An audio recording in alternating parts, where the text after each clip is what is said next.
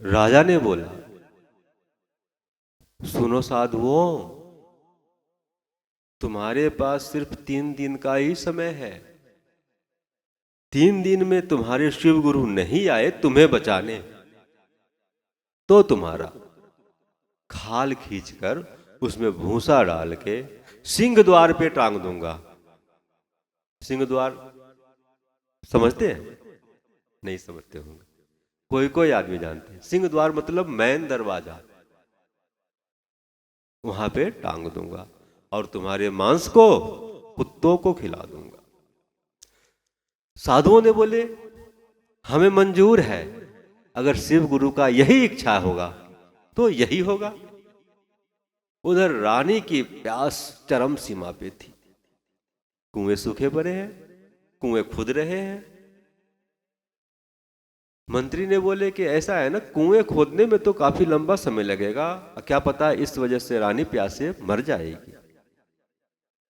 राजा गए, राजा बोले कि ठीक है, फिर क्या किया जाए। राजा का ये कथन सुन के मंत्री बोले कि ऐसा है, क्यों ना हम भक्ति के घर के पास एक तालाब है, वहां से हम पानी भर के ले आए और रानी का प्यास बुझा दे।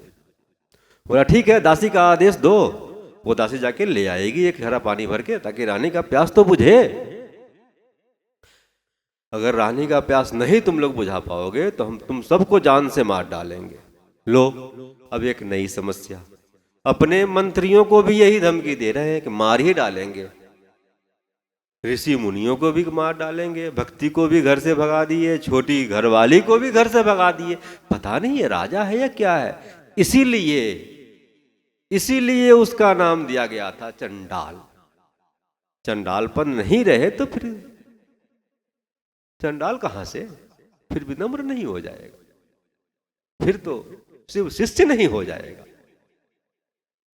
शिव शिष्या नहीं हो जाएगी, सब आपके जैसे नहीं हो जाएंगे। जो शिवमय रहे, शिव में रहे, शिव का ही रहे।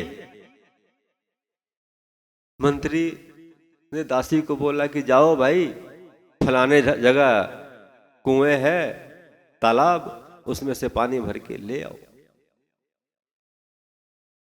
सोने का घड़ा उठाई दासी, कमर सर पे लेके पहुंची। जैसे ही कुएं में उस घड़ा को डाली, वो घड़ा गया डूब। घड़ा दिख रहा है कि ऊपर में ही है, लेकिन दासी से उठ नहीं रहा है। अब दासी क्या बताए, पूछ ऐंठते हुए कहा जाता है ना, वो नेंगरी ऐंठते हुए गए दरबार में। राजा साहब, घड़ा हमसे निकल ही नहीं रहा है, कि ये दासी पागल हो गई है क्या। राजा ने बोला, छोटी सी तो गई है, 2 लीटर वाले पानी का घड़ा उठा ले करके, इससे पानी का घड़ा नहीं उठ रहा। अरे तुम्हें क्या हो गया, कुछ खा पी लिया करो। 2 दासी और गई, दोनों अब 3 हो गई, तीनों मिलके उठाई, फिर भी नहीं उठा भाई। वो तीनों आई मुंह लटकाए, हमसे तो हिला ही नहीं।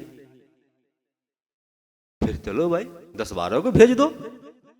10-12 दासी को फिर भेज दिया, फिर सब मिलके उठाया, हमसे तो डोला ही नहीं। राजा कहा, ये हो क्या रहा है, सारे मंत्रीगण जाओ और उसको निकाल के लाओ घड़ा को, और जितना जल्दी हो सके उतना जल्दी लाओ, अन्यथा मुझसे बुरा कोई नहीं होगा। सारे मंत्रीगण पूरे दरबारी पहुंच गए, खींचने लगे, किसी से कुछ नहीं उठा। बड़े बड़े पहलवान गए, हाथी घोड़े लेके गए उस घड़ा को निकालने के लिए। ये तो शिव गुरु का लीला था भैया, तुम्हारा चंडालपंथी अब निकलेगा। बोला, ऐसा क्या है भाई। हाथी को पैर में रस्सी बंधवाया, फिर भी नहीं खिंचाया। फिर बोला राजा, ऐसा करो, रस्सी लाओ मजबूत सा एक,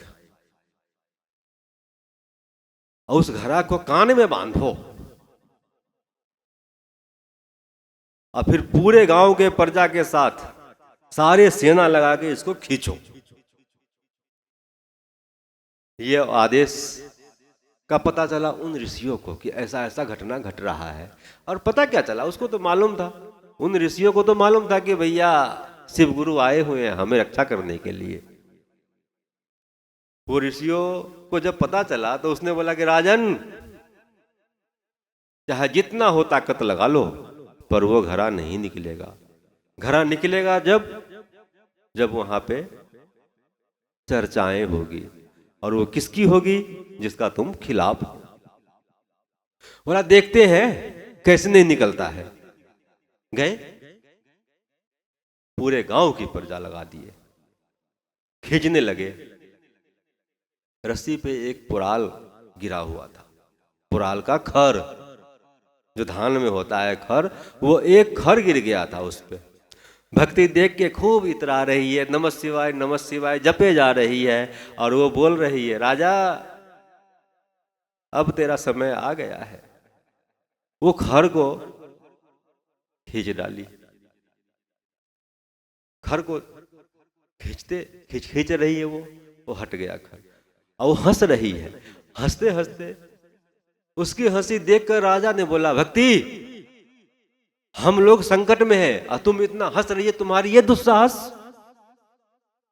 अभी रुक जाओ, पहले मैं इससे निपटूं, फिर उन महात्मा से, उसके बाद तुम्हारा साथ हुई वही होगा जो उन ऋषि मुनियों को होगा। बोले राजन, अरे चंडाल राजा, बेशर्म राजा, थोड़ा कोशिश तो करके देख, निकल रहा है कि नहीं घड़ा। पता चलेगी तुम्हारी रानी का, उस घड़ा निकालते निकालते रानी का गला न सूख जाए और वो परलोक न सुधार जाए। जय शिव जय शिव जय शिव जय शिव जय शिव। इतना सा वचन सुन के राजा का क्रोध का पारा तो आसमान चढ़ गया। भैया सोचो कि वो अग्नि की ज्वाला में कूद गया, राजा खुद ही घड़ा को निकालने के लिए अड़ गया। 3 दिन का समय महात्मा को दे रखे थे, 7 दिन लग गए उस घड़ा निकालने में, 7 दिन, लेकिन हिला नहीं।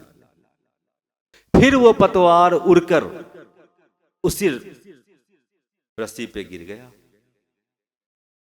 भक्ति बोली, पहले तुम, भक्ति को बोले राजा कि पहले दिन तो तुमने एक पतवार हटाई थी, आज फिर पतवार गिरा है, आखिर कारण क्या है? तब भक्ति बोली कि जाओ उन तीनों ऋषियों को यहां लेके आओ, अब वो ये जो पतवार है वो ऋषि ही हटाएगा। बोला ऐसा है, तभी तुम्हारी प्राण प्रिय पत्नी की प्राण बचेगा, अन्यथा परलोक तो जाना ही है। जय महादेव। अब ये जय महादेव बोल दी है, यानी कि अब ये लास्ट है, इससे फालतू कुछ नहीं है। जय महादेव। अब जाने महादेव, करे महादेव, सुने महादेव और भोगे भी महादेव। जय शिव गुरु।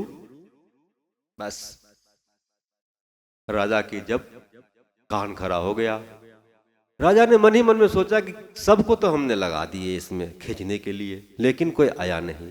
भक्ति कह रही है कि वो तीनों महात्मा को लाओ, अब ये पतवार वो हटाएगा, मैं नहीं हटाऊंगा। एक मेरा काम था हटाना, और दूसरा आया है तो वो तीनों ऋषि हटाएगा। ऐसा ये पतवार में है क्या, मैं थोड़ा हटा के तो देखूं। उससे वो घास दही हटा भैया, गया छुआ और उससे वो भी नहीं हिला। राजा वो मंत्रियों को आदेश दिया, जाओ उन तीनों महात्माओं को यहां लाओ।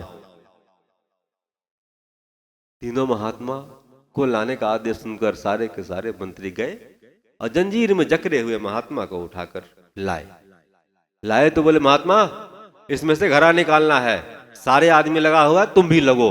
बोला इसमें सारे की जरूरी नहीं है, हम शिव भक्त जितने भी शिव शिष्य है